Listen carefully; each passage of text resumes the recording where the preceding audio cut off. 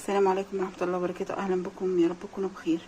النهاردة هنعمل مع بعض طريقة طاجن السجق بالمكرونة، بجد تحفة. هقول لكم المقادير دلوقتي.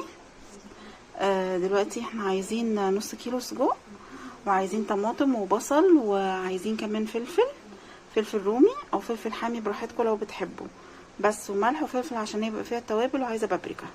ده الخضار كده اللي انا عايزاه. بصوا، عايزه 4 طماطميات متقطعين صغير زي ما احنا شايفين كده، وكمان 4 حبات فلفل رومي، وفلفل واحده بس فلفل حراق او حامي، وعايزه بصلتين وسط برضو كله متقطع صغير كده. ده الخضار اللي انا عايزاه. بس كده زي ما احنا شايفين، احنا جبنا حله حطينا فيها معلقتين 3 كده زيت، وبعد كده حطينا فيها زي ما احنا شايفين كده السجق.